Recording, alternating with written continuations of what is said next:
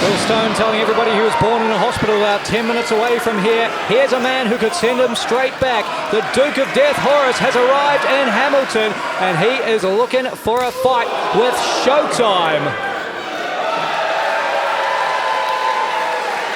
Hello, everybody, and welcome inside an absolutely packed out Y here in Hamilton. IPW back in the city of the future for the first time in more than a decade. And Horace and Will Stone kicking us off in a big way. 10 closed fist shots in the corner.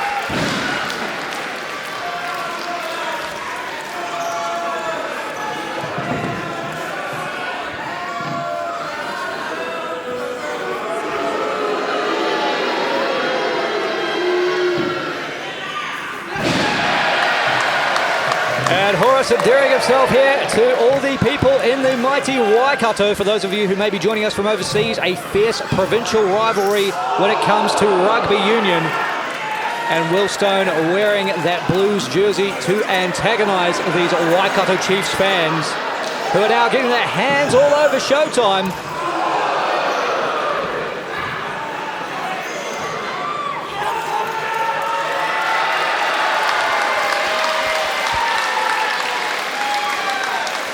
Steve McCleary joining me on commentary all night long. Steve, what a capacity audience we have here tonight, and they are loving seeing what Horace is doing to a former hometown boy in the form of Showtime Will Stone. Yeah, man, I wish I could say I was surprised about the reception that Showtime Will Stone got here, but I mean, I guess they've heard of him. Makes it tricky. Oh, baseball slide. Showtime Will Stone making sure Horace has heard of him, knows what he is all about, putting the boots to the Duke of Death on the outside. Well, that's not going to endear him anymore to the Hamilton crowd. I got to say, I was in that ring. It's hot as hell in this building, and not just the audience. I had a lot of nerves in there. My microphone had nerves as well. It kept cutting out as I was trying to announce. I mean, maybe it was for the best. You know, Showtime wants everyone to know he was from Hamilton. He's the Y-Cat kid, all that kind of stuff. Obviously set me up for the fall there, trying to trick these people. They're too smart for it. Now this is...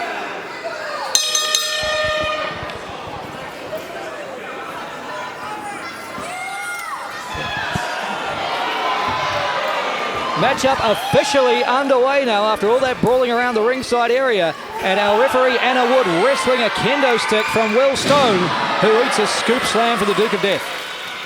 Well, I got incredibly confused, David. I had to go backstage to switch out my microphone. I thought the match had begun. I thought it was over. I thought we had a disqualification as our first match here in Hamilton. That would have been awful. Would have been terrible, but indeed we had a wild brawl to kick things off. If this Hamilton audience didn't know what Horace is all about, they know it now. Well, I mean, that was not a smart strategy from Showtime Will Stone. I mean, outside the rules is where Horace thrives. Until very recently, he was the New Zealand heavyweight champion. And right now, a first-time matchup about someone who's, you know, he's not been quiet about the fact that one day he also wants to be the New Zealand heavyweight champion. Currently one half of the New Zealand tag team champions, Will Stone. And of course, Stone's partner as one half of the Aotearoa tag team champions, Alex Savage, the man who holds the current Eliminator contract. We are on the road to the Eliminator, well and truly passing through Hamilton tonight. We only have one more show. It's this. And then the Eliminator. Oh! Sorry to cut you off, Steve, but Horace tumbling over the top rope, looking for that variation of the Busaiku knee. Maybe aimed a little too high.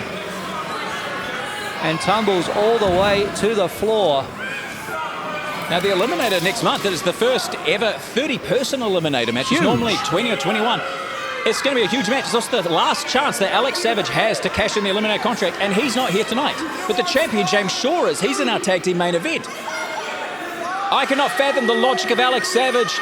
I struggle to at the best of times. He is almost missing out here. We'll have one opportunity, and that is at the Eliminator when Jay Rilla takes on James Shaw.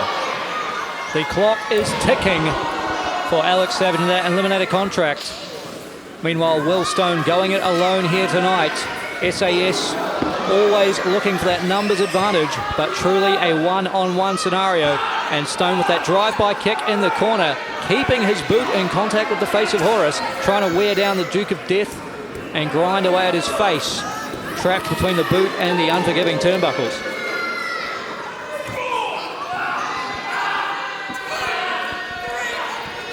And this match could be a real game changer for both competitors. Obviously, Horace wants to keep a winning streak alive after losing the New Zealand Heavyweight Championship. He wants to prove that he will be able to get another shot. But of course, Will Stone, I mean, imagine beating the last New Zealand Heavyweight Champion. I mean, that would definitely rocket you right up the rankings. Imagine beating a man who survived a dog collar match just 3 weeks ago. Horace looking in incredible shape considering the beating he and the Spartan dished out to one another.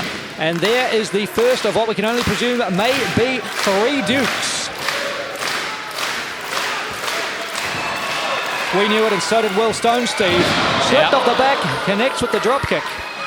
And I mean, Will Stone, he's a student of the game. He studies footage online, obviously Impact Pro Wrestling On Demand. He can check out all the previous matches. This may be the first ever time he's facing Horace, but he knows the 3 Dukes. He knows all about Horace's offense. He would have studied everything. He's going to pull every trick in the book here tonight to walk away with the win.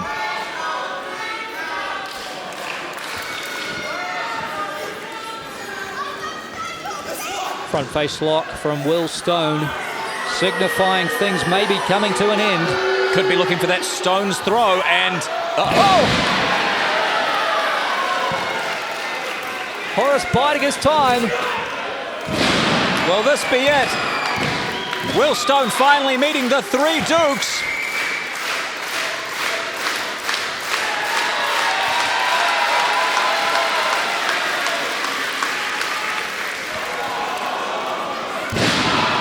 Stone again getting things scouted, avoiding the 3rd of those suplexes. Of course, he still ate the 2, but into the cover here. That's what I said. You know, he got out of it 2 separate times. If I was Horace, I probably would not go back down that well, you know.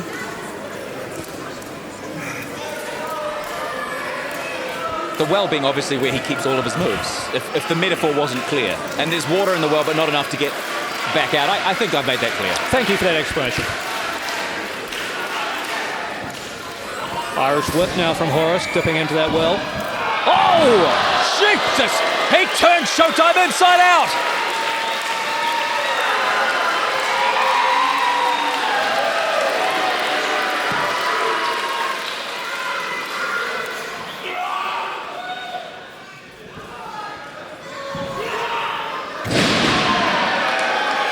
There's 1. There's 2.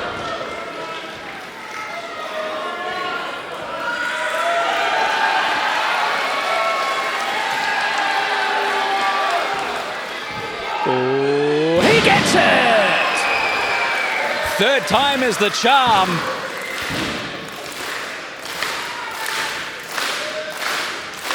And if there's one thing I wouldn't want to be right now, it's Will Stone's spine.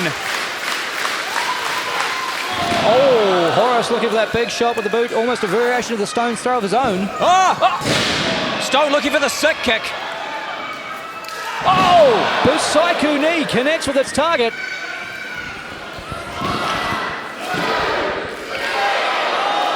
Foot on the ropes. He almost got 2 feet on the ropes. I mean, that is ring awareness. And a rarely discussed pitfall of hooking the leg. Yeah. Horace helped Will Stone to a degree in trying to keep his shoulders down. Yeah, I mean, essentially, you're causing the problem for yourself there. Very unexpected. Normally, you want to hook that leg. You want more pressure on the upper body for the pinfall. Something tells me Will Stone may regret kicking out of that one all the same. He's looking for it. He's hit it. There it is, the Stone's throw, turning Horace inside out. Will that be enough to Stone to clinch the victory?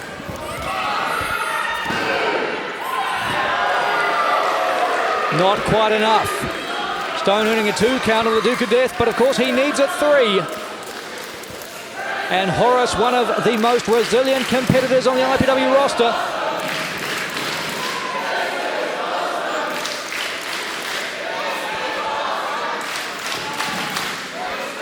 And we're about 7 minutes into our opening matchup tonight in Hamilton, already letting us know what they think of tonight's event.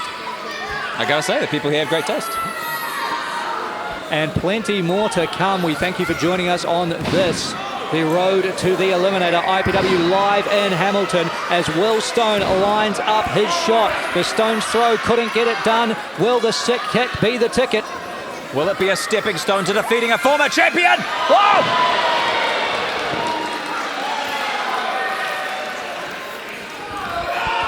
Up and down with the sickness. Horace spiking stone on his head.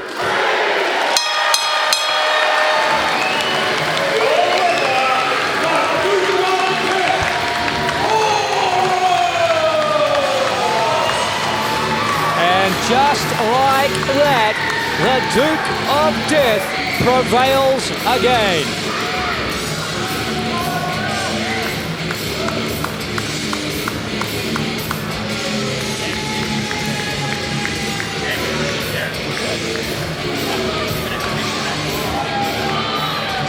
A wild start to this matchup. These two brawling on the apron, brawling around the ring. We thought the matchup was underway, and then we heard the bell sound deep into the fight.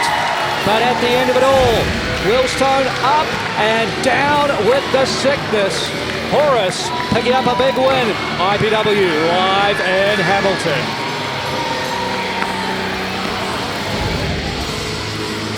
And Horace, as he likes to do, hitting over the guardrail to celebrate amongst the people. A man of the people and a man victorious tonight.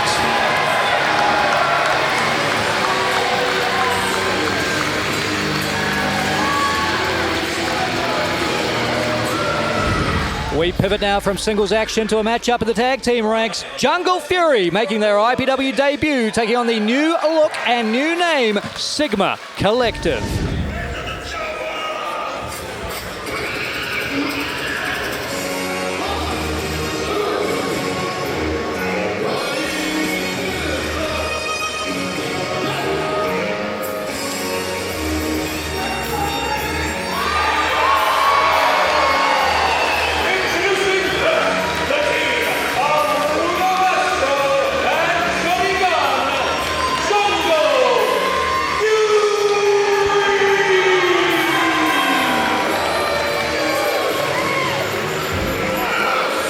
Jungle Fury making their Impact Pro Wrestling debut tonight.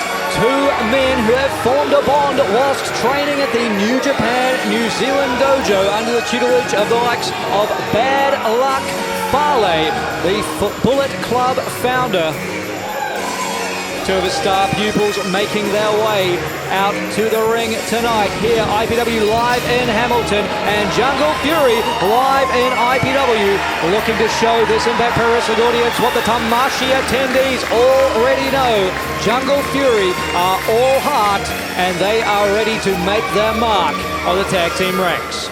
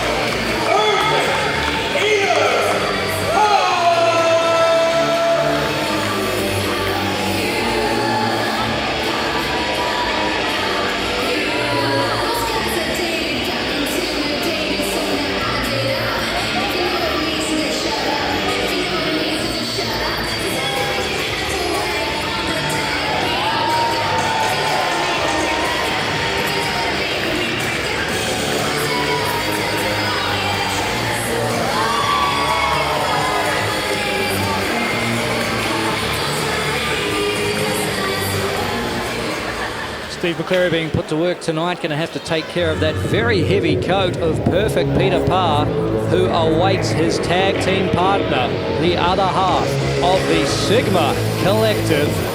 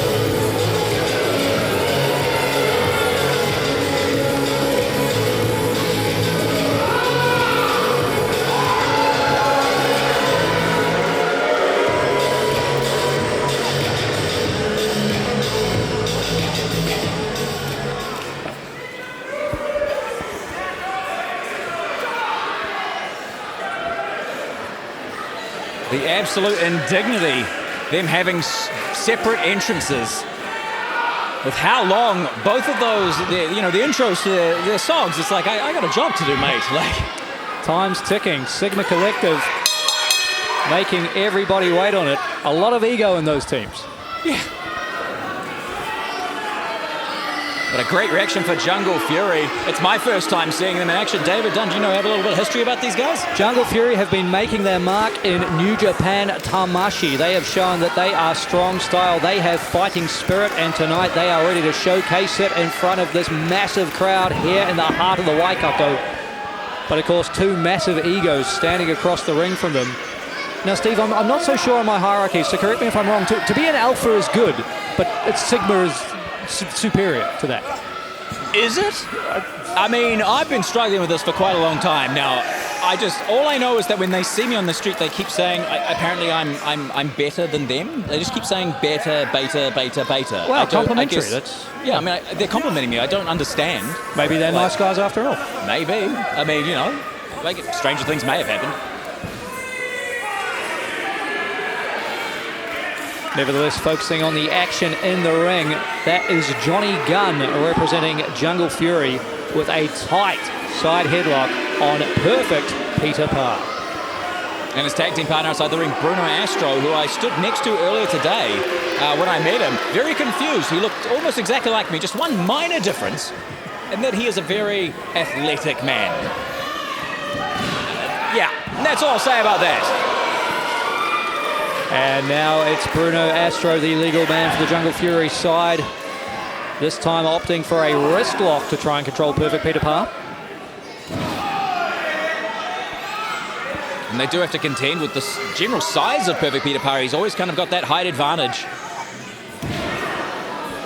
Sometimes he just throws a good punch. And there's a beautiful forearm from Astro. Woo!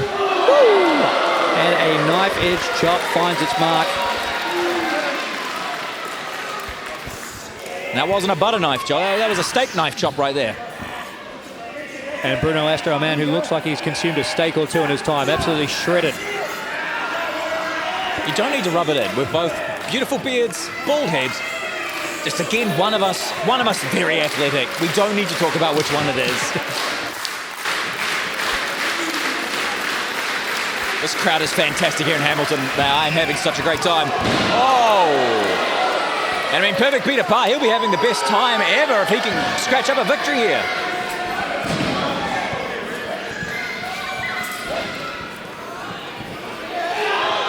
And Bruno Astro catches perfect Peter, not looking so perfect there, getting caught in the head scissors.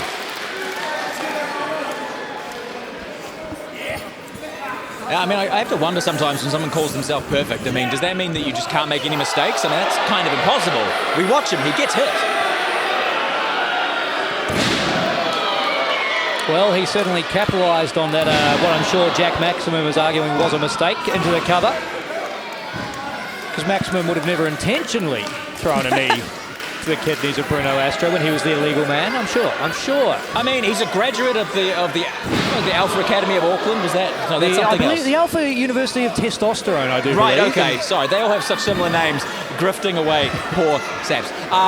But, he graduated the Sigma Collective. Again, none of us know what that means, but they seem very happy with where life has brought them. And, I mean, they're capitalizing in this match. They're taking control of everything. And Jack Maximum showcasing his physique there, absolutely sandwiching Astro in the corner, nowhere for the half of Jungle Fury to go. Meanwhile, Johnny Gunn has been knocked from the apron, so even if Astro was able to break free and get back in control, nobody for him to tag in at this point in time.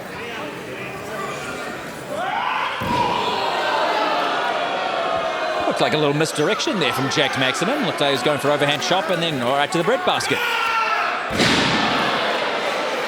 No misdirection on that one, but Bruno Astro couldn't do a damn thing about it anyway. Short, sharp boot to the chest, and now Maximum into the cover. Oh, my... I thought he had him there. Very late kick out by Bruno Astro. I mean, that just shows how well the tag team, the Sigma Collective, they are good. We can make jokes all we want, but they are good at what they do. Ruthlessly efficient so far, and now Jack Maximum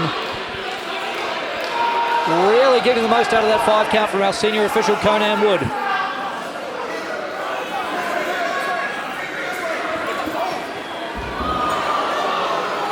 And Maximum again making sure that Astro has nobody to tag. But may have waited a little bit too long, turning his attention to Johnny Gunn. Astro now fighting back. He knocks Perfect Peter Parr down in the corner, reaching out, but nobody's there for Jungle Fury. That has got to be a heartbreaker for Astro. He's doing everything he can, but Johnny Gunn, he's making his way back up.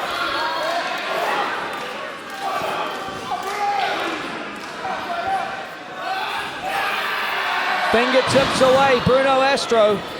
Referee Conan Wood in great position there to make sure those fingertips, they did not touch. And Jack Maximum using his head in a different way to when he was studying at the Alpha University. Of testosterone. I'll remember it now.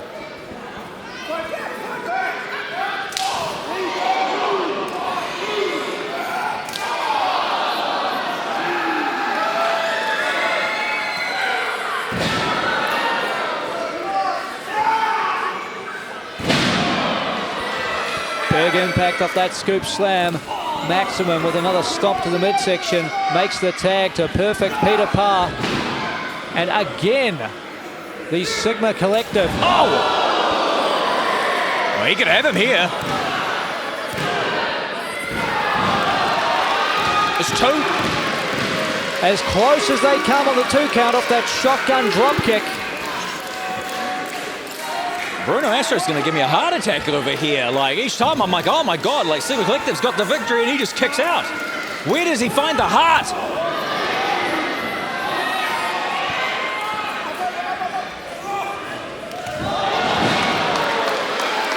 And Astro has landed closer to his corner than he has been for the entirety of this matchup.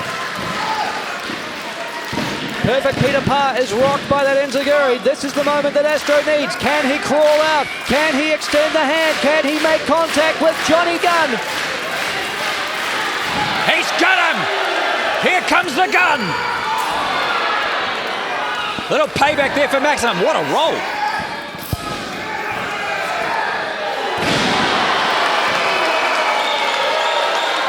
Johnny Gunn, he's been waiting for so long to end this ring, and he might have Perfect Peter Parr. And Jack Maximum knew it, broke up the cover, was not confident that Parr would be able to kick out.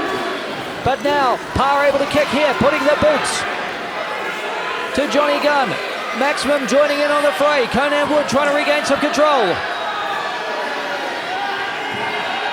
The Collective looking for a Sigmaplex. But Jungle Fury, stereo switchblades, swing blades.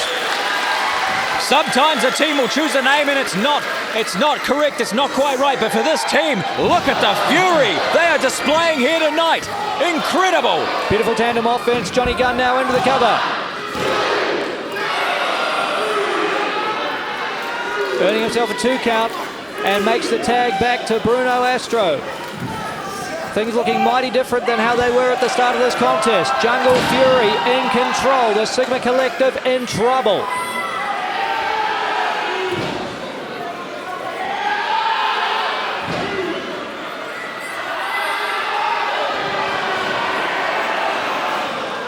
And Conan Wood trying to get Jack Maximum out of the ring. Perfect Peter Parr breaking at the ice. There's the boot from Maximum. Now Astro all alone.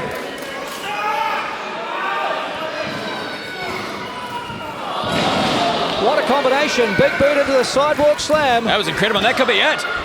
It could be it. The Sigma Collective, they got it!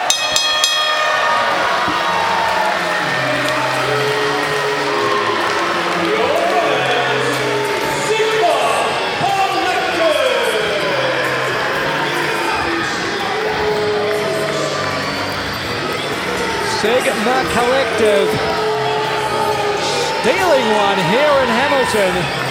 Put a big asterisk next to this one in the record books. But it still goes into the record books with the names Perfect Peter Parr and Jacked Maximum. Victorious tonight. IPW live in Hamilton. But a secondary story here, one hell of a fight from Jungle Fury. Can I imagine this will be the last we see of them?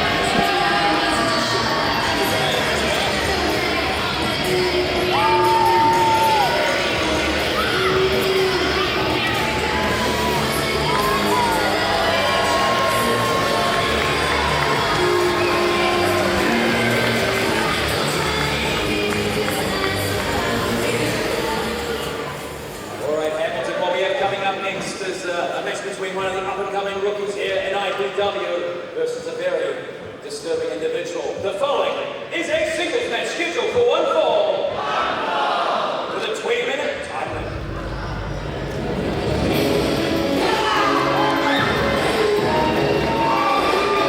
Making his way to the ring, Joseph Cruz!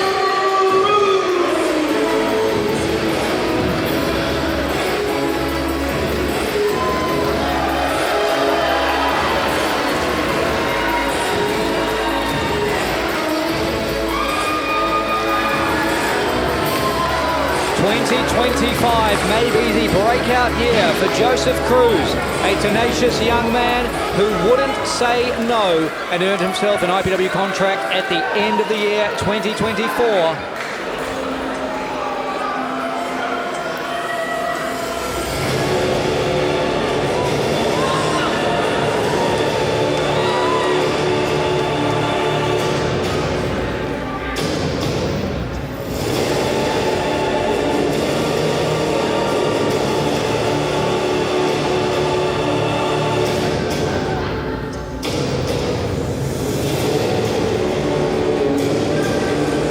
Nothing in IPW comes easy.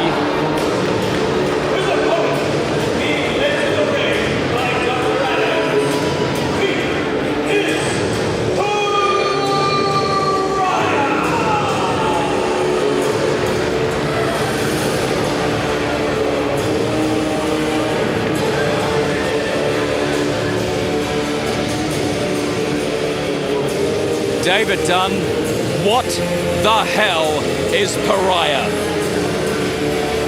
The mask of the Red Death has gone, replaced by a new look, and Pariah being unshackled now. We haven't seen this look before, Steve. We haven't seen this side of this man before, Steve. Well, we know he's been getting therapy. Dr. Adams there has been, well, it's been very unclear to know what he's been. Has he been helping him calm him down, or, I mean, he had the man shackled. Has he been doing the opposite? Do we need to look into this guy's credentials? Like, you know. I think we're seconds away from finding out, for better or for worse. Yeah, maybe for worse for Joseph Cruz.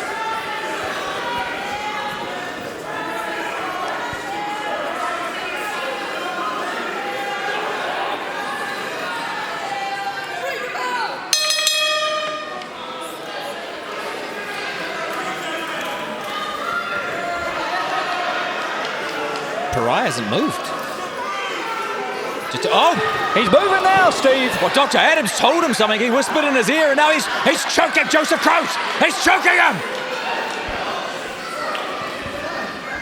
Pariah unhinged. I don't think he was ever particularly hinged, but, you know, they're gone now. And Joseph Cruz firing away at Pariah as best he can. Ducks under a wild clothesline and another crossbody from Cruz. He didn't immediately go for the pinfall there. I mean, Joseph Cruz is still a rookie, but he earned his contract. Oh! And there is the power of Pariah. He's just throwing fists. I mean, I was going to say, Joseph Cruz, he earned his contract. You gave it to him, David Dunn, because he beat Liger, who's a former champion here in IPW. Cruz capable of great things, capable of pulling an upset as best as anyone against else. A bigger individual, but I mean, this is... I don't understand Pariah. And neither does Joseph Cruz. Oh my God! Oh! Set out chokeslam from Pariah. An emphatic victory.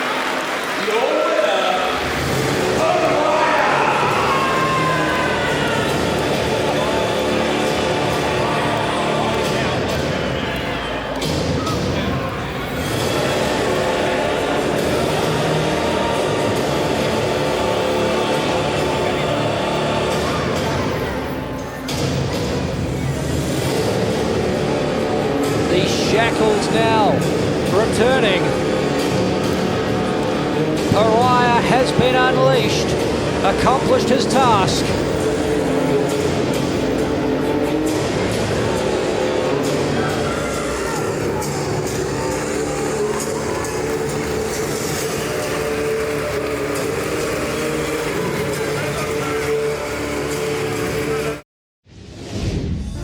Amber Saint is back in action and ready to continue her quest to the top of the women's division. Who'll step up to challenge the former New Zealand women's champion?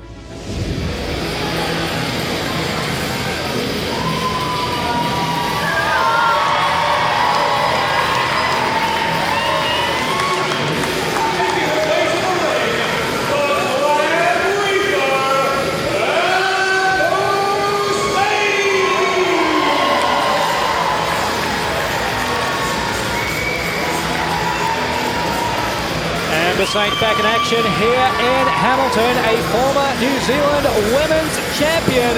But who will stand across the ring from the Glam Reaper?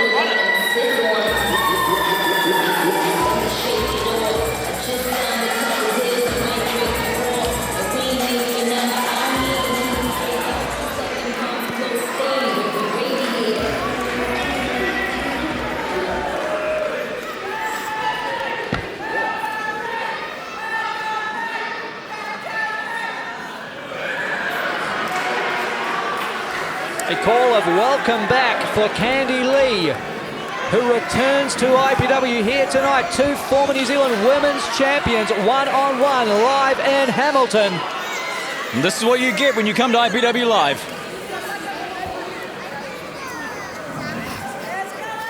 What an incredible surprise for the audience here, the return of Candy Lee.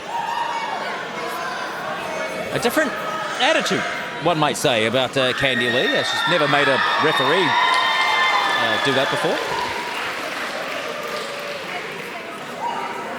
The robe removed. Candy Lee now, we presume, ready for action.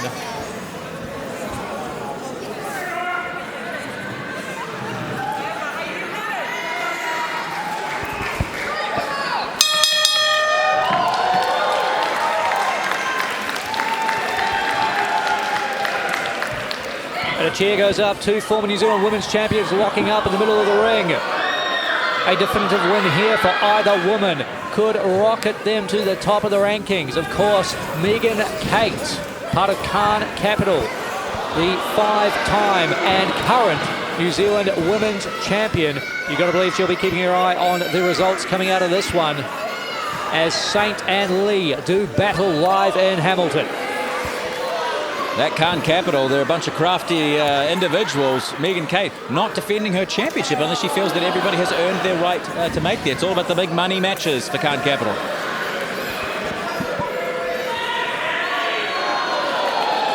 And Amber Saint showcasing her flexibility, locking Candy Lee in a submission. Lee bridges back into the pin. I mean, that was a great ring awareness there by Candy Lee, just pushing back right there. Amber Saint would have technically pinned herself.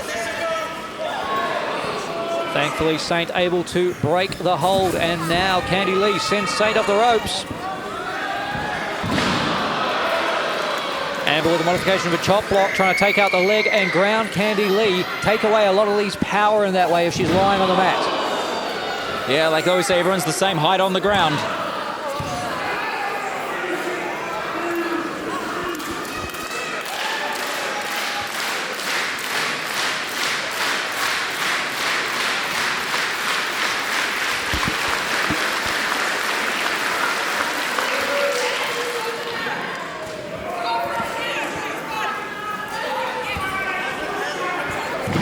Candy Lee being warned about a handful of hair.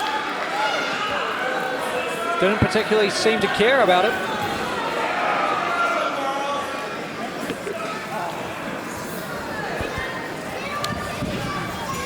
Yeah, it seems clear to say that in her time off, Candy Lee has decided, well, she's definitely adopted a new attitude. Oh my God, that was like a little stunner there to the shoulder. She might have. Could be it.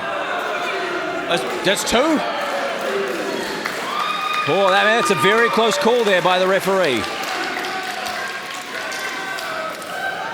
Okay, so there's none of the flair that Candy Lee had before. She used to jump around, she was energetic, she was chatting with the crowd, and now it's just all business. A new attitude and maybe a victory right off. Not quite enough, but you're right, Steve. Candy Lee with a new look here. Bringing a new style to the ring. Could it spell new success for the former women's champion at the expense of Amber Saint? Oh, I think it has rattled Amber Saint. Oh, look at this. Lee's got her feet on Saint's hair. Yeah, she's not allowed to do that. The referee, yep, all right.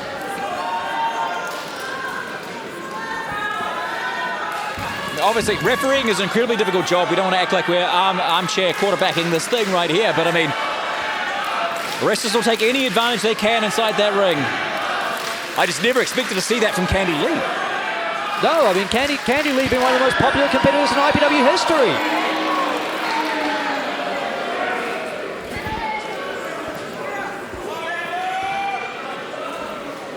I can't even fathom what could have caused us. I nominate you to go talk with her after the show. You get some answers. You get some answers. I'll do my best, Steve, but something tells me Candy Lee not going to be interested in speaking to either of us. She cares about one thing right now. Oh! And misses Amber Saint in the corner. Quick roll up here.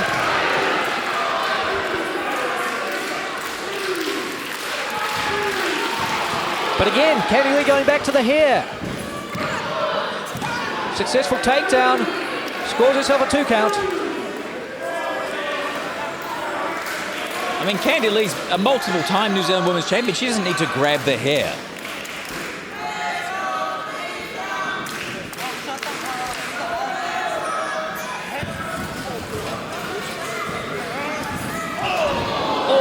Big momentum on that avalanche splash in the corner. Uh-oh. And now no, move Amber! Oh! Misses with the hip attack. Amber Saint barely out of harm's way. Yeah, it would have been game over. You want to call that one? And that. Step in any time. Saint ducks that shot now. Go behind, back suplex from Amber Saint. Holy crap. That was incredible. And she might have it right here. Saint might have the victory. That's 1, and it's 2, and it's not 3. Damn it. Incredible power from Amber Saint, getting Candy Lee into that back suplex, but Saint must stay on the attack now.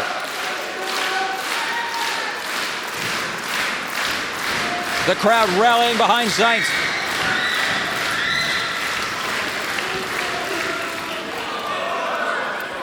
Oh, roundhouse kick in the corner.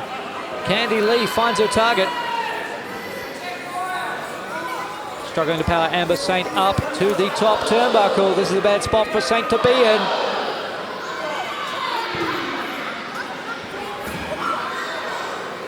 Oh, look out, Saint, front face lock.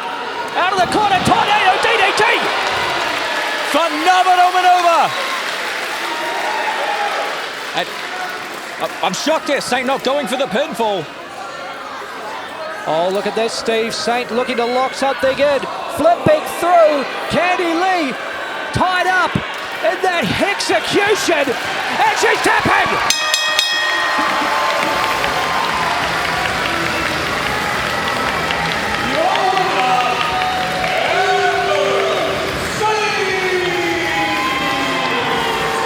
What a tornado DDT out of the corner from Amber Saint. finishing things off with the execution, forcing Candy Lee into submission. What a turn of events. Candy Lee is back in IPW, but she falls victim to the execution. Amber Saint back in the winning column tonight, live in Hamilton. Coming up next, Niwa the Spartan and Ringo Ryan collide in a high-stakes triple threat match live in Hamilton. With 3 powerhouse competitors in the ring, this one's guaranteed to be an all-out fight. Who'll come out on top? The following is a three-way match scheduled for one fall with a 20-minute time limit.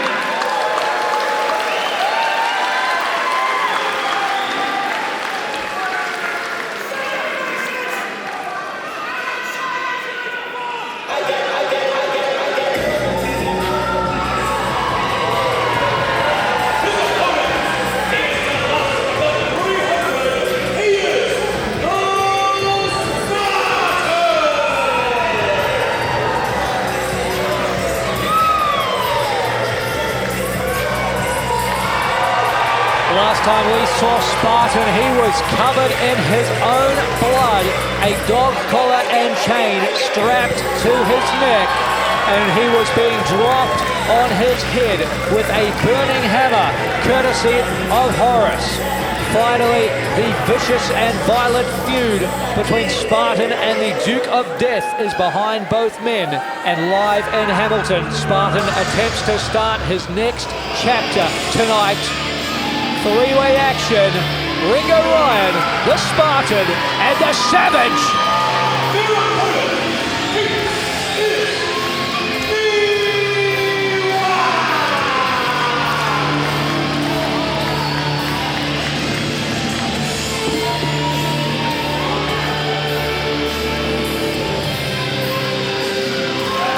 David Dunn, I've been spending all week looking forward to this match on a night filled with incredible clashes between incredible talent. It's this. I love a good triple threat, and this has all the makings of a tremendous triple threat. That's right, Steve. Of course, one fall to a finish here between these three men. There can only be one winner. All three of them well-traveled. All three of them immensely experienced. And a quick aside on that note, I do believe, if we have it correct, this is the 1,400th match refereed by our senior official, Conan Wood. An incredible statistic right there and accomplishment. Congratulations, Conan Wood. And boy, oh boy, we didn't make it easy for him. Three-way action here tonight live in Hamilton. Ringo Ryan's been knocked out of the ring. Spartan and Niwa throwing down. Yeah, I get the feeling you may have chosen this match on purpose for Conan there. Make it a doozy. High-octane, fast-paced offense so far. But Spartan, he went to that well one too many times, as I've said. He caught him. You don't catch Niwa too many times. Shoulders it down here. Spartan redirecting himself. Ringo Ryan able to grab the ropes.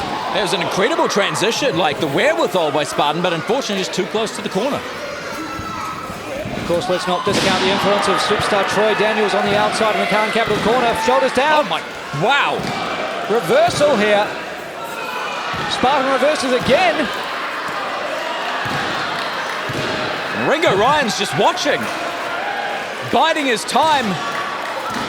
Pin after pin after pin.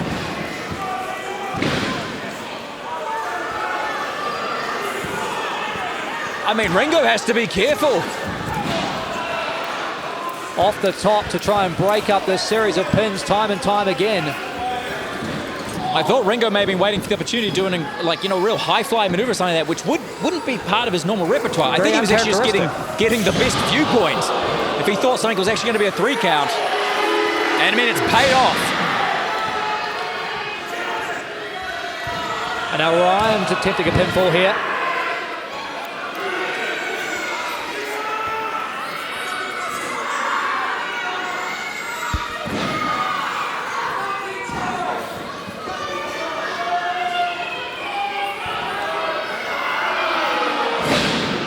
A headbutt from Ringo Ryan. Slowing things down in the middle of the ring. Giving Spartan a chance to feel all of these shots. And Spartan with the reversal, introducing Ryan to the turnbuckle, knocking him down with a clothesline. There's another. Scoop and a slam from the Spartan. He might have him here. I mean, that's the problem when you're facing Spartan in a match. It's that explosive power he possesses. Every time you think he's done, out of nowhere, he is on the attack. But you've got to have eyes in the back of your head in a matchup such as this, because here is the Savage Niwa stomping on the neck of the Spartan. I think I'd keep the eyes in the back of my head and my front eyes. All of my eyes would be on Niwa at all times. Oh my... Well, you might be able to see it, but there was nothing the Spartan could do to stop it. Knocked down with a knife-edge chop. He'll feel it. He'll feel it. He'll feel it for days. That's the power that Niwa brings. And Ringo Ryan, used to working as part of a team in Khan Capital, negotiating a temporary alliance with the Savage. Well, Ringo Ryan, he is essentially a ringmaster a lot of the time, and this spells disaster for Spartan here. And Spartan already been through so much disaster in IPW. Coming out second best in that brutal dog collar match at IPW Reckoning. Bathed in his own blood the last time we saw this man at our last event. Now he finds himself on the wrong side of a 2-on-1 equation. Yeah, Spartan's definitely going to want to regroup after that dog collar match. You know, he'll be looking for a victory. I don't know if I'd call this must win. A lot of extenuating factors in a match of this type, but I mean, you'd want to walk away with the victory regardless. You want to make it a strong victory. Say, hey, look, I took on 2 international competitors. Put himself right back in that championship hunt. Oh! And if he could connect with a few more moves like that, that might be the ticket. Spartan feeling it now, building the momentum with a series of lariats. There's a drop kick, finds its mark, takes Ringo Ryan out of the ring. Oh, and look at the power! Slamming Niwa to the mat. What did I say earlier? Every time you think you've got Spartan down, he comes back.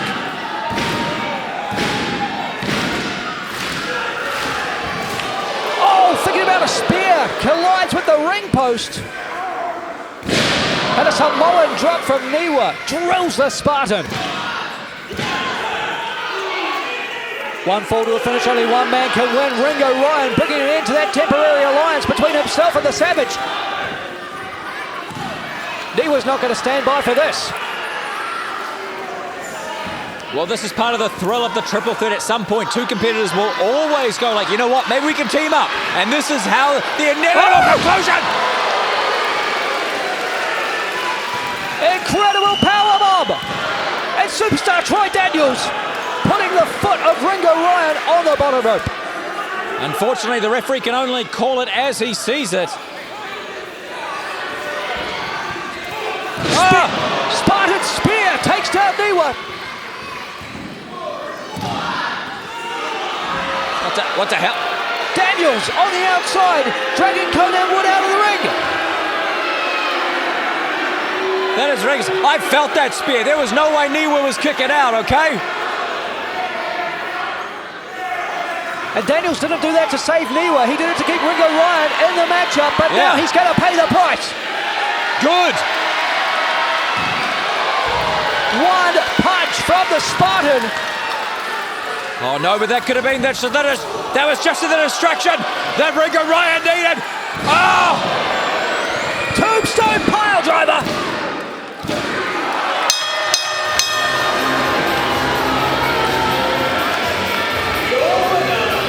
Ringo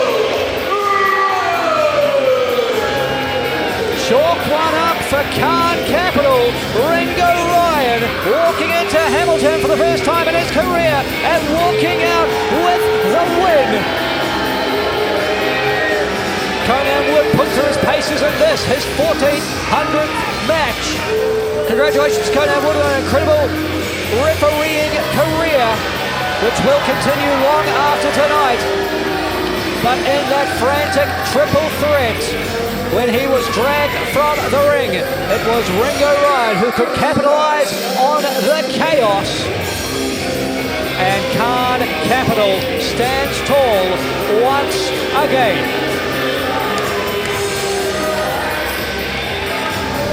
After an impressive debut at IPW Reckoning, Xander Taylor is set for his next challenge as he goes one-on-one with the young Nats, Tyler Ernst.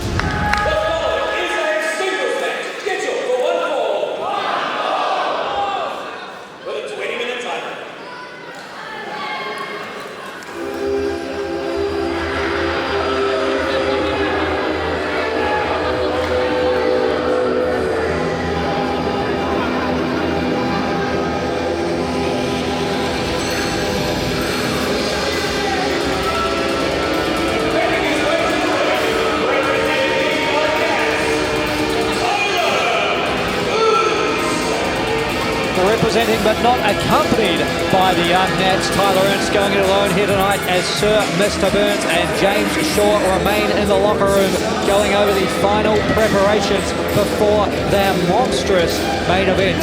Of course, the Church and State duo will take on Jay Rilla and Jake Sheehan in our main event still to come. But the result of that means Ernst out here on his lonesome, the self-proclaimed hottest prospect in New Zealand professional wrestling, looking to show Hamilton what he is made of.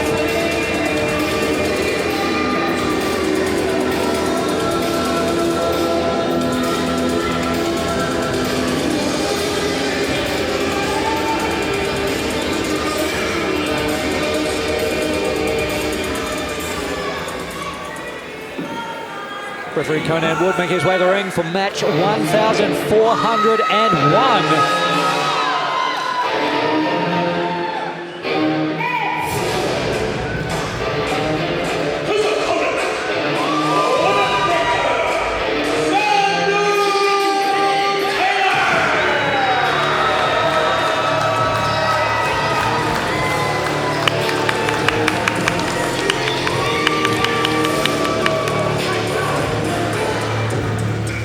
The limit breaker, miming the firing of a shot between Ernst and Taylor, two of the hottest prospects, two of the most highly touted potential future successes here in IPW and the New Zealand professional wrestling scene in general. And both of these young men looking to stamp an exclamation point on it tonight and prove that they are not just the future, but they are very much the present.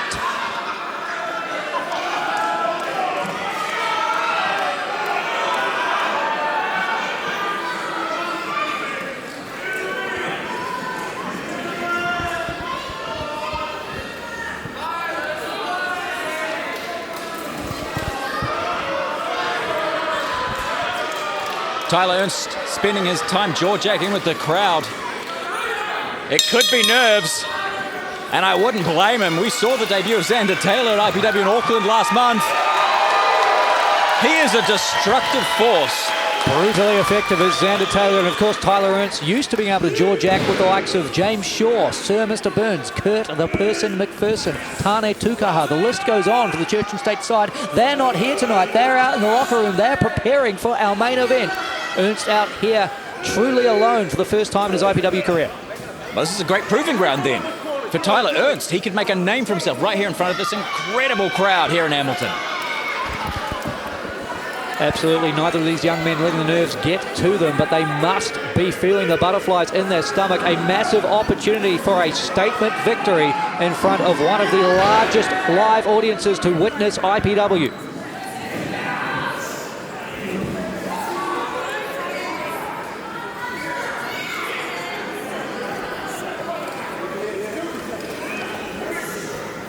It's taking his time.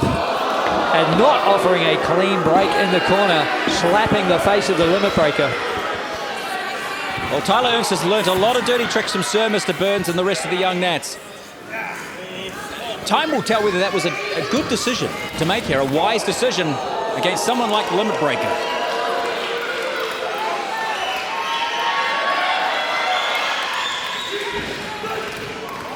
A little bit of a stalemate here as these two young bulls give it their all, trading the shoulder blocks. Jeez. Oh! The limit breaker following up that shoulder block with the clothesline sends Tyler Ernst over the top, and Ernst beside himself, furious on the floor. As effortless as just waving at the crowd, he smashed another human being outside the ring, and Tyler is no small man. He might not look very big because he's standing next to Xander Taylor, but he is large. He's taller than me, an impressive specimen. But oh my God, I mean, his limit's about to be tested, right? That's what Xander Taylor's in there to do, test those limits and break them.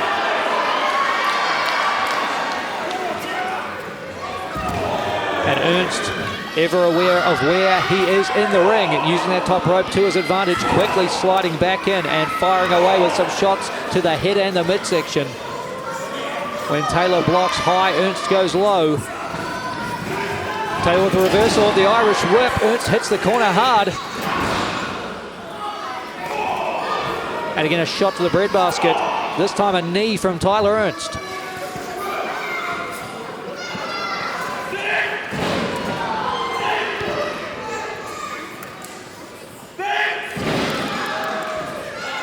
Ernst being rocked with right hands from Taylor.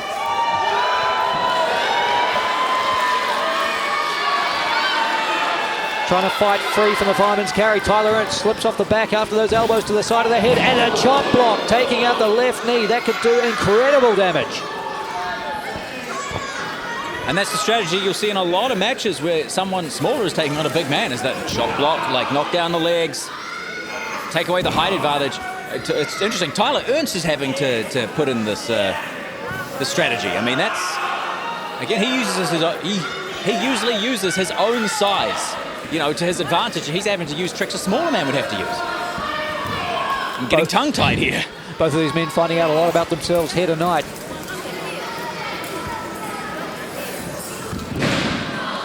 Snapmare from Ernst, grounding Xander Taylor yet again.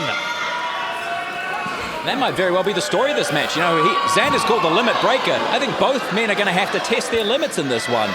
There's no help for Tyler. Xander's still very early in his IPW career. Big victory here. Will mean the world to him. And how's that for unique offense? A DDT to the left leg of Taylor, jarring the ankle and the knee. Oh, this could mean that Tyler might not just be looking for a victory here. He might be looking to put Xander out. The heel hook has been applied. Conan Wood says no, Taylor's not giving up. Well, this could be dangerous. The longer something like that is in, you could tear your meniscus, your ACL. Tap or snap, more than just a cute phrase. Yeah. And Taylor driving his heel into the jaw of Tyler Ernst to break free from that heel hook. But the story now will be how injured is that knee or the heel. I mean, it's the thing about a heel hook, it targets multiple parts of the body in the lower half. Taylor seems to have a pretty good vertical pace under him, and just as I said that, Steve. Sometimes I feel like we curse the competitors. Into the cover now off that low hanging drop kick.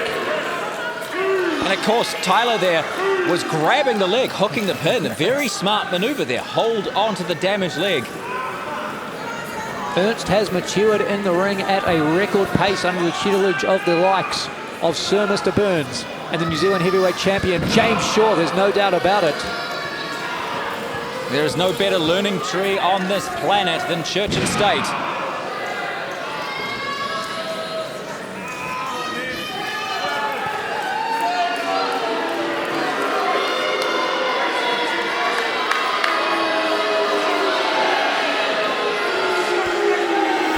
Obviously, I have to disagree with the strategy here of Tyler, unless he is attempting to just get his own win back and he's trying to mask it by like looking out at the crowd. He's risking this type of reaction. He could have lost there. Dangerous situation for Tyler Ernst, rolled up, and now Taylor gutting it out into position for the Samoan drop, but the knee gave out. I mean, that is terrible news for Xander Taylor there, and Ernst is just taking advantage of it. A massive target painted on the knee, and Ernst 1 second away from a pinfall as a result of it. Look at these, going right back to the pinfall, grabbing both legs. That's to hurt so much to kick out each time because you've got to pull there on your knee. Ernst acutely aware of the situation. He has put the limit breaker in.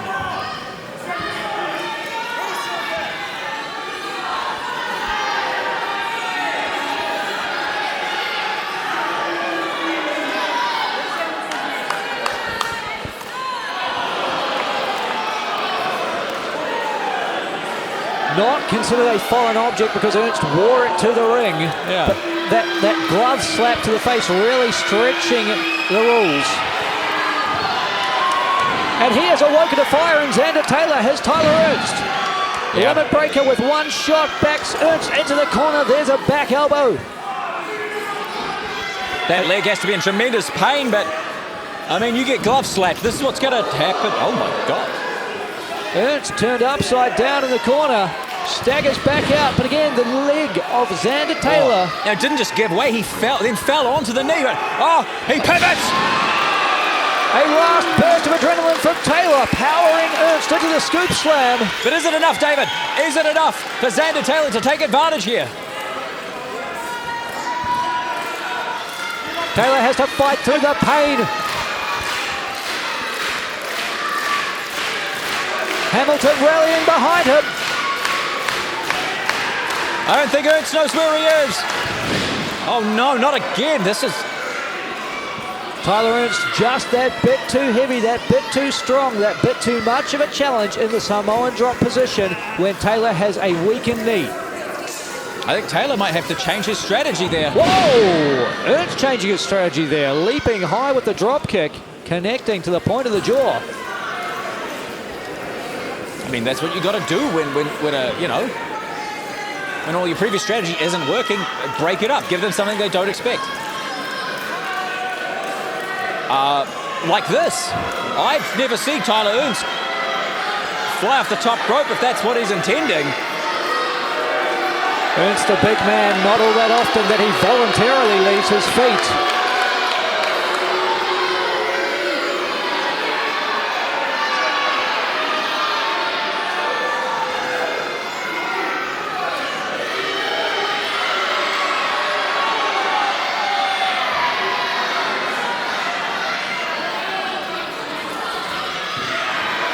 And Ernst incredibly distracted by this crowd. Taylor. Oh! Massive momentum into the swinging sidewalk slam.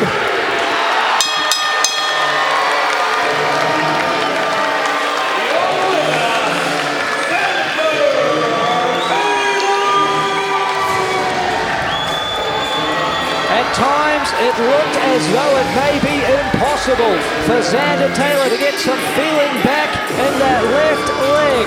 Tyler Ernst invested in the knee early, and it appeared to pay dividends multiple times throughout the matchup. But in the end, Ernst's own ego and his desire to argue with this crowd took his attention away from the match, and Xander Taylor able to gut it out, pluck Ernst from the top rope, and smash him into the match, meaning the limit breaker is now 2-0 in IPW. A rematch from IPW Reckoning coming your way next after Mighty Maya and the debuting Raven left our audience in awe 1 month ago.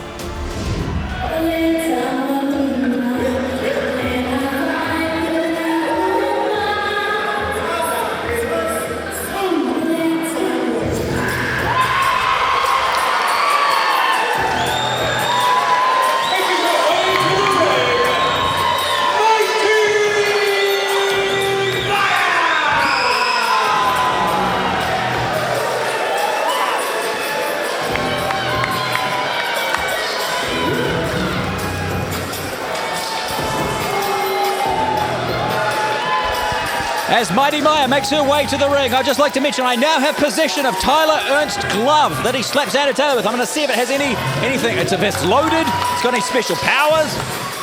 Who knows? I'll report back to you. Steve McCleary investigates here tonight at IPW Live. Meanwhile, Mighty Maya has made her way to the ring. It was a sleeper hit of a matchup at IPW Reckoning, so we thought, why not run it back here tonight in Hamilton? One half of the equation. Mighty Maya takes to the ring, where she eagerly awaits her opponent.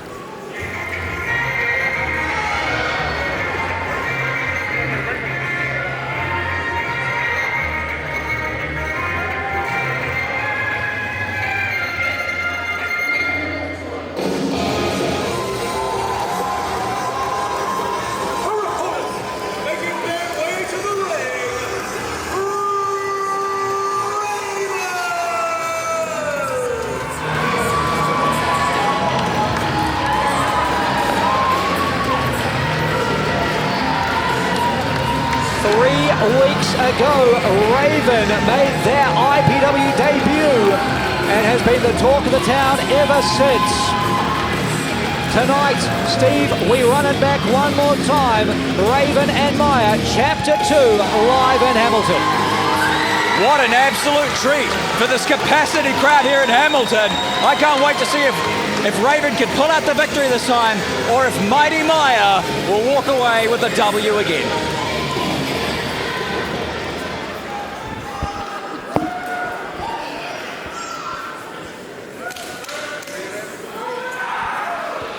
And referee Conan Wood, what are we up to now? Is this 1402? 1402 for referee Conan Wood. What a phenomenal career that man has had. The lifeblood of New Zealand professional wrestling. Nobody better to call the action than our senior official. Of course, last time these two stepped in the ring, it was Mighty Maya who walked away with the victory. She will be looking to repeat that here tonight in Hamilton. But what has Raven learned from the last time they stood across the ring from Mighty Maya? How can they adapt? That previous encounter, it was neck and neck. And I think only Mighty Maya's experience is what gave her the edge in that contest. Yeah, like I said, what has Raven learned? And what will they put into this match? Can they knock down Mighty Maya? And from all accounts I've been hearing in the locker room, Raven, one of the fastest learners we've had here at IPW, has taken to this like a duck to water. But of course, Mighty Maya, professional wrestling, her second major combat sport of choice, was an accomplished judoka before stepping in the squared circle. And that's a great background to have when you transition into professional wrestling. Oh! Raven floating over. Tilt-a-whirl crossbody there. And what it's all about when you begin competing in this ring, it's your first victory. It sets the tone for how everything else, will go. And that's what Raven is seeking here. But I think they're a little overzealous. This crowd is behind them. They have to keep their eye on their opponent. At the end of the day, it's Mighty Maya you have to beat.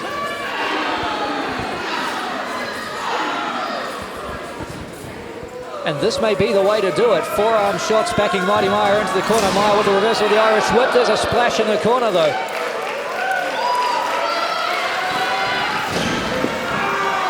Maya starting to build some momentum now. Whipping Raven from pillar to post.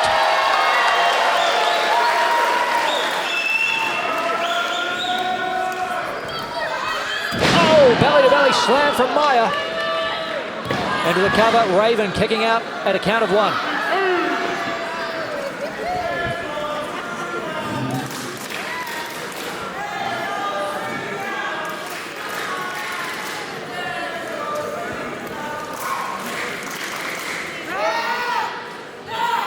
Maya latching onto the wrist of Raven, dragging them up from the canvas. Oh, and flinging them back down.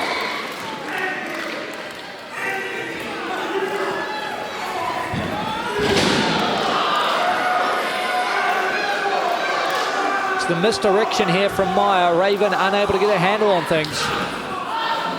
Worried about being thrown into the mat, that time thrown into the turnbuckles.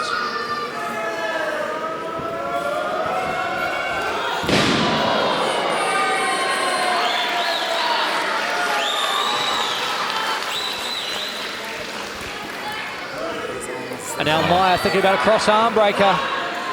And you can see Raven. And that was very close to a 3 count and very smart by Raven to immediately keep those fingers locked and to turn it over into a pinfall, because you do not want to be on the receiving end of a Mighty Meyer armbar. That's a one-way ticket to Tap Out City. Oh! Yeah, no return. Raven knocking down Mighty Meyer.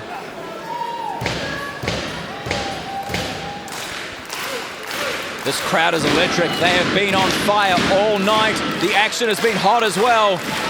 As we inch ever closer to our main event. Incredible offense from Raven. Missed the shot earlier in the match. Got it there. Same with the X Factor. And will that be what they need? No. Not yet. For Raven.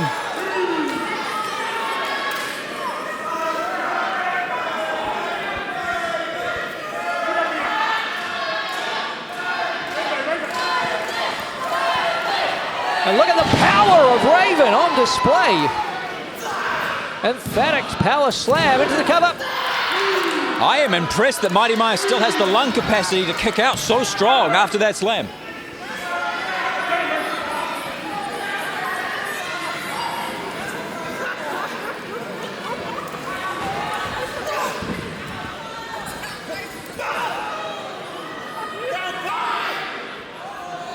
Raven looking to take charge right here.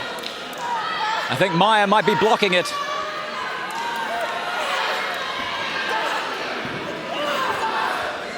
I mean, that's the danger. Anytime your arm gets any closer to Mighty Meyer, it's a dangerous territory. Meyer can snatch that arm in a matter of seconds. Oh, and there's a Samoan drop in the middle of the ring.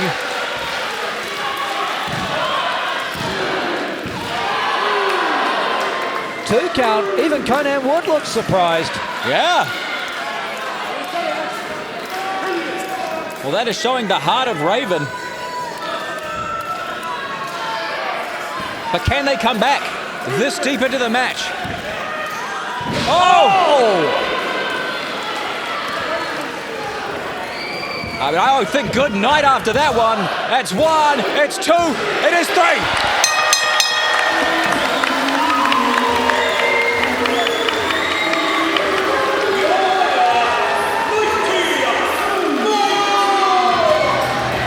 There was no chance Raven was going to kick out of that.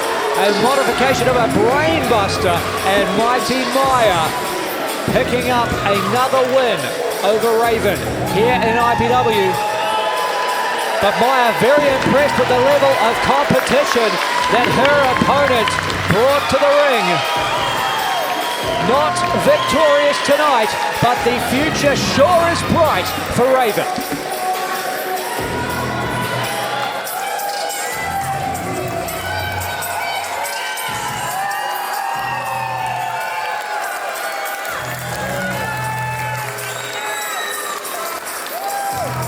Meyer taking a moment to celebrate her victory on the turnbuckle with this capacity crowd here in Hamilton.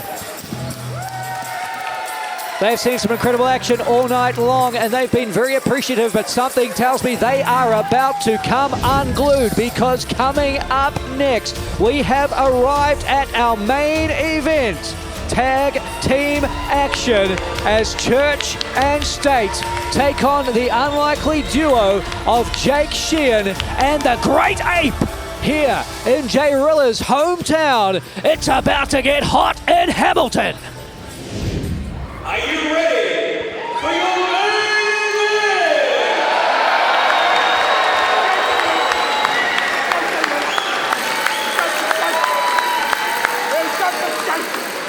The following is a tag team match scheduled for 1 fall with a 30-minute time limit. 30 now.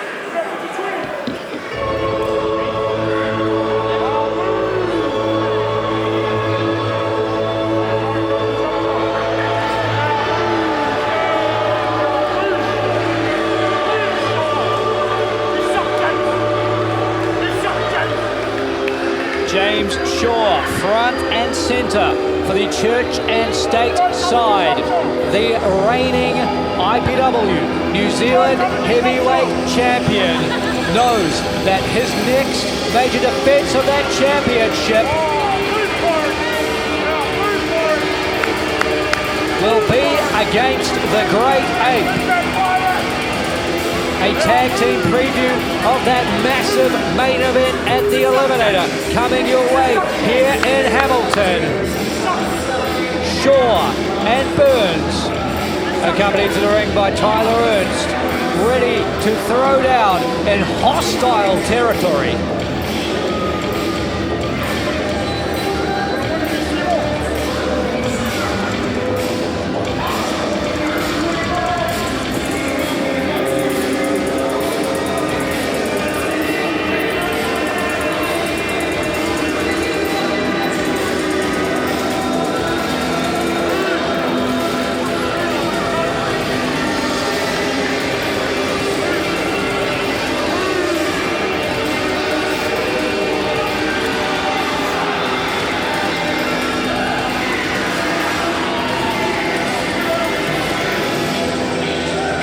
Burns with an uncharacteristic spring in his step tonight here in the Waikato. Something tells me he might not be dancing around when all is said and done. Of course, when it comes to the Eliminator, Burns himself will be in action against Jake Sheehan. Whoever wins that matchup receives the coveted number 30 spot, and whoever loses it has to enter at the unenviable number 1. 30 competitors in the Eliminator this year. Do not miss it. May 10th up in Auckland. But here in Hamilton, it's main event time as we await Church and State's opponents.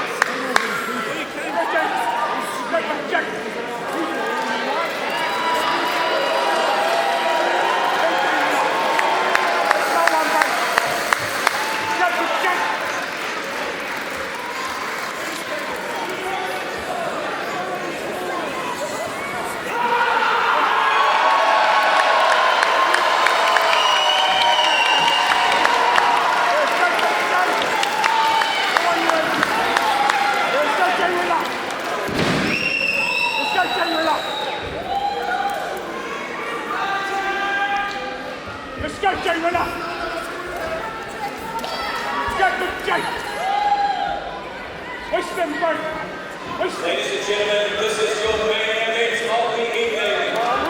Introducing first, team number 1. You suck short. You suck Jake. You suck Representing Church and State, he's a former New Zealand heavyweight champion and is IPW's greatest defensive wrestler of all time. He is Sir Mr. Burns!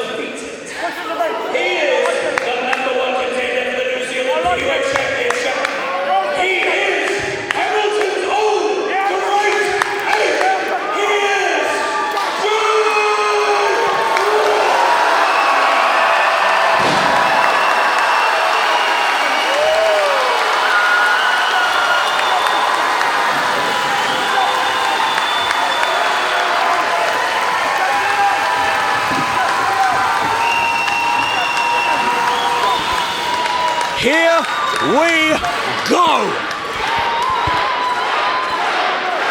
Electric introductions from Steve McCleary for our all-star tag team main event. My goosebumps have goosebumps.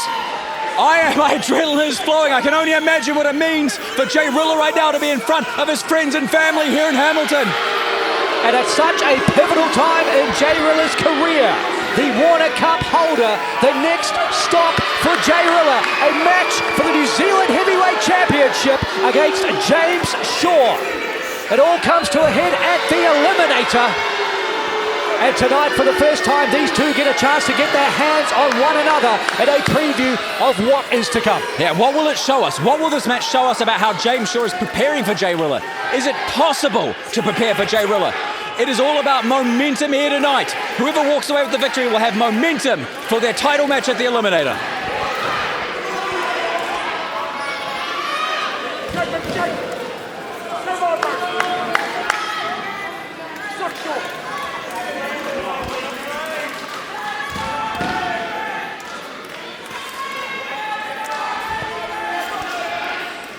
It is the near quiet before the storm. The referee is about to call for the bell. And here we go.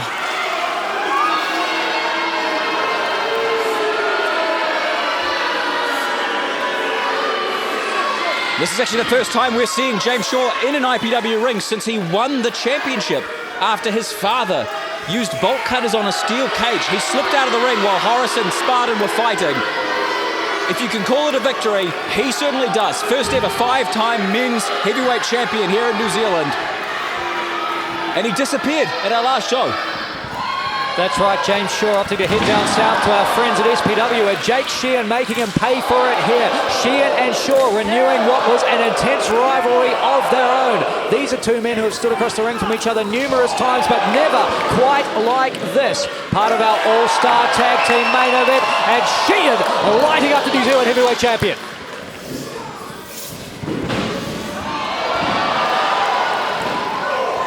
We knew all night it was going to be loud. We knew all night it was going to be electric.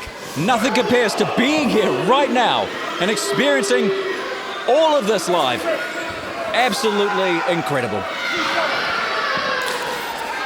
So, David Dunn, I'm going to put you in the hot seat right now. You have a choice. One team's going on, one team's not.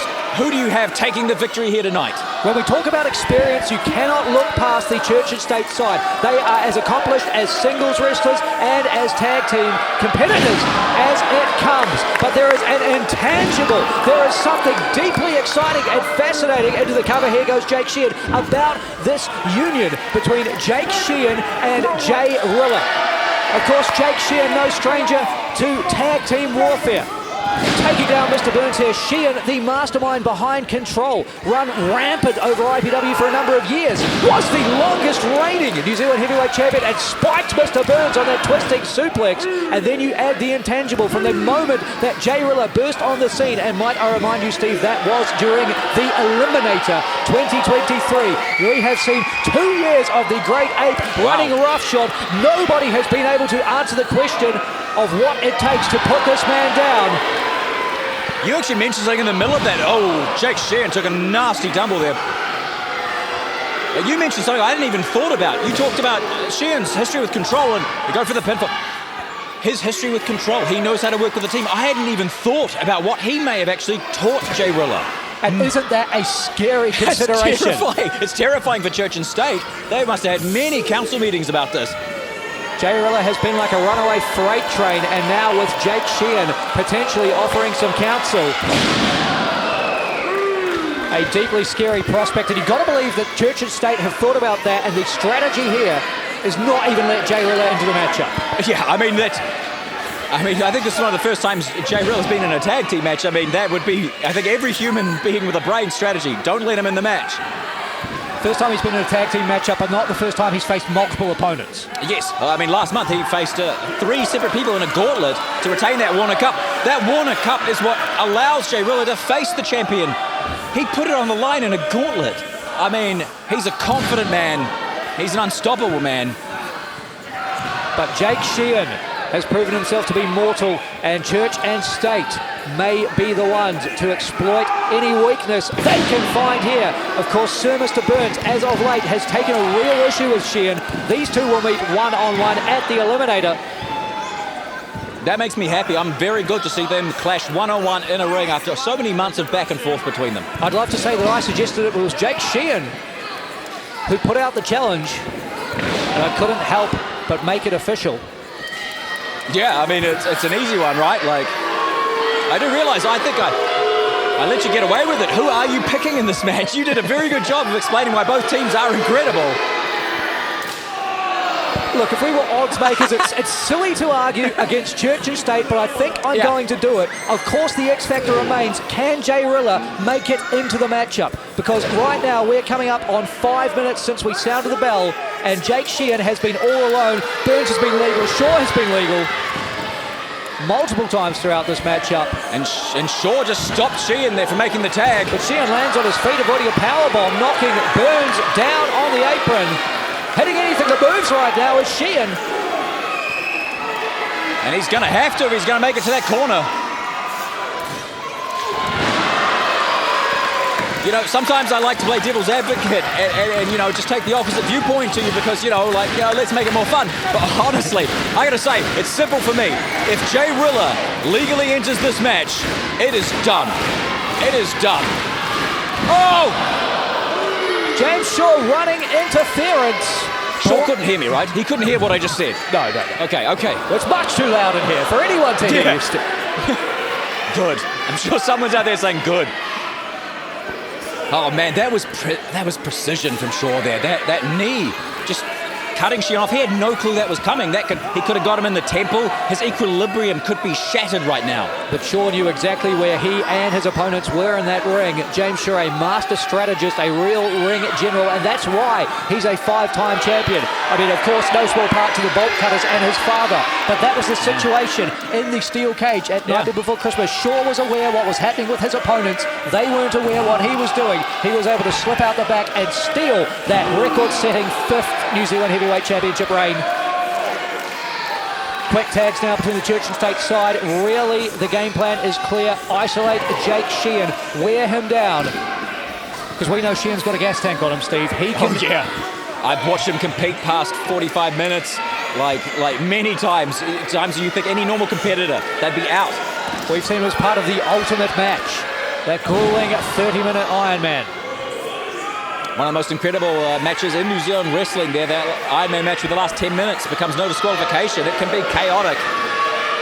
It tests the mettle of a man, and Jake Sheehan is incredible at everything. But I mean, he is facing, I have to say for my money, the best tag team in New Zealand.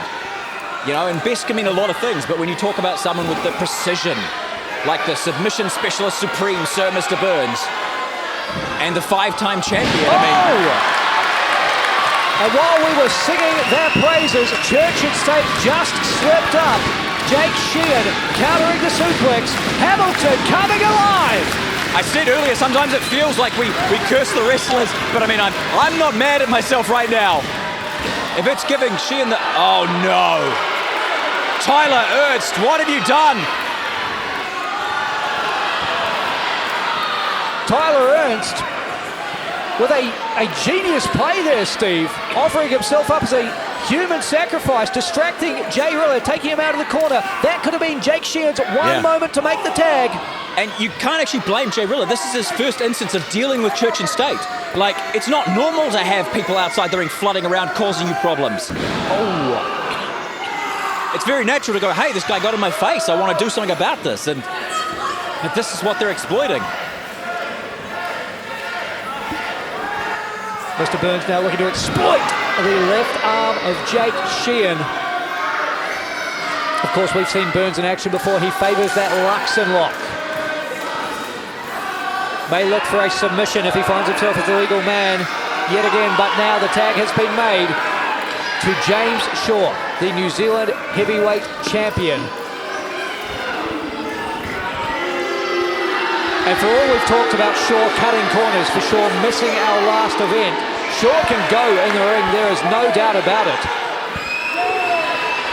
Yeah, I mean, he had incredible He had incredible Oh, success. God, here's incredible power. Look at that. Jake Sheehan drilled with the power bomb. And Shaw, 1 second away. But I mean, just because he kicked out doesn't mean Jake Sheehan's in happy land right now. That is, his lungs may be burning, his back may be spasming. The idea of him even getting to his feet right now, if Shaw wasn't helping him up. Yeah, James Shaw didn't take last month off. Like I said, he had great success down in SPW. That's right, claiming the Fight for Gold briefcase that earns him a championship match in SPW, whatever he chooses. Shaw is New Zealand's belt collector. What is Sheehan looking for right here? Is he gonna? He's stepping! Oh my God! It's a tag! Enter the Great Ape! All hell is breaking loose in Hamilton!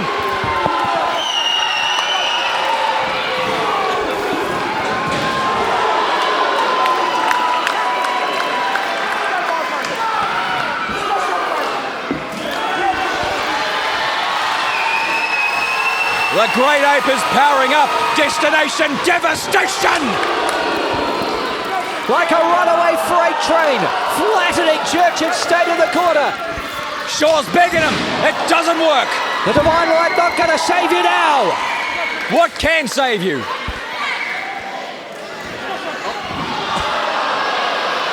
Bad landing for the Churchill State side. I didn't expect Service to Burns to take a trip south of the border here. South of Auckland, definitely here at Hamilton. Oh boy.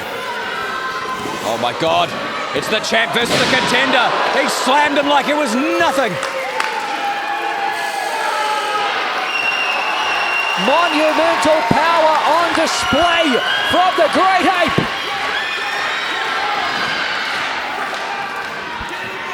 Mr. Burns leaping onto the massive back of Jay Rilla.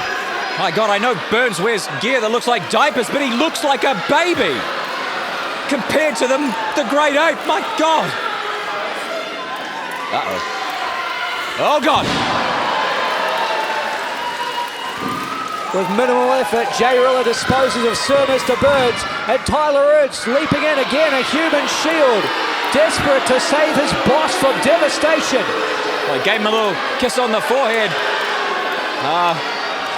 Nice work by Tyler Ernst. Oh, no! Oh! Jay Rilla doesn't give a damn. He'll take them all out.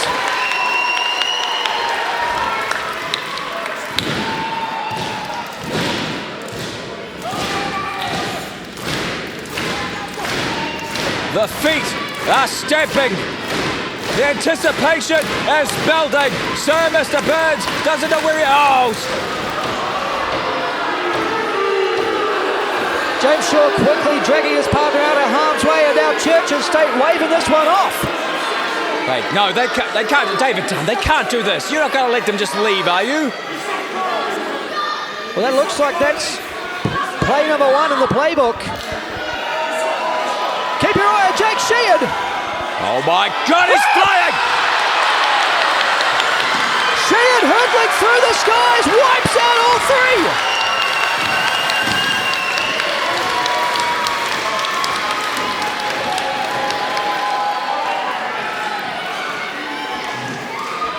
Sheehan throwing caution to the wind there with an incredible flip. He's taken out Shaw, he's taken out Ernst, and now Jay Rilla is alone with Sir Mr. Burns. He's got him up, he's got him down. Hollow Earth from the Great Ape.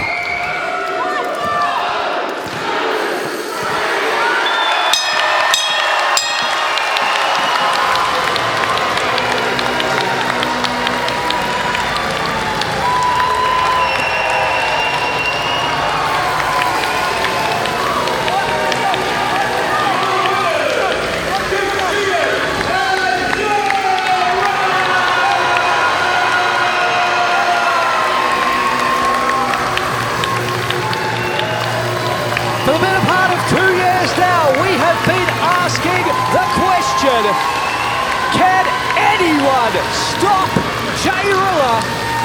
He has torn through the IPW roster, and now there is only one man left on the list. James Shaw, the New Zealand heavyweight champion, will stand across the ring from the Great Ape at our next event.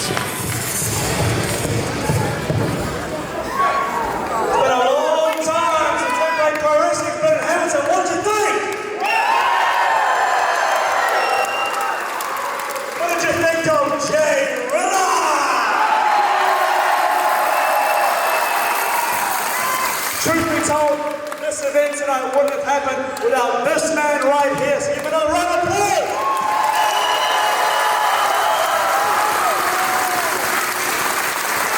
I also want to thank each and every single one of you for coming out tonight. We put our bodies on the line. Every time we step in this ring tonight, you all made it worth it. Now you might have heard during the intros, this man right here is #1 contender to the New Zealand Heavyweight Championship.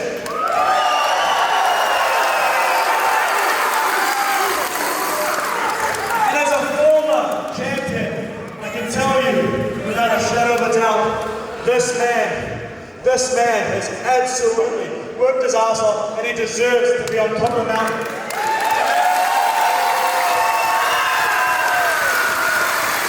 Thank you again, I'll pass the on to Mr. Anything. Thank you, Jay! Thank you, Jay! Thank you, Jay! Thank you, Jay! Thank you, Jay! Thank you, Jay! Thank you, Jay! Thank you, Jay! IPW live in Hamilton. We couldn't do it without the help of a few people. First off, I want to give a massive thanks to the Y. What an incredible venue this has been, folks.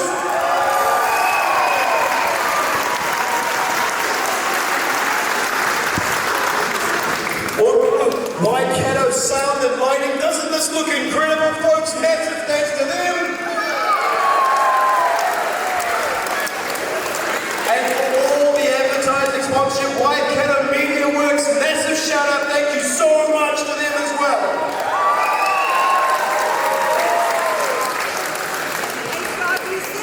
Today, IPW was live in Hamilton, and I'm proud to announce April 2026, we're going to be live in Hamilton once again!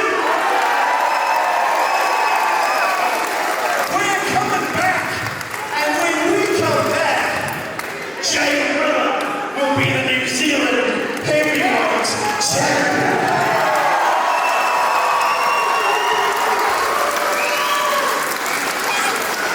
I know you're a man of few words, but Great Ape, you got anything to say?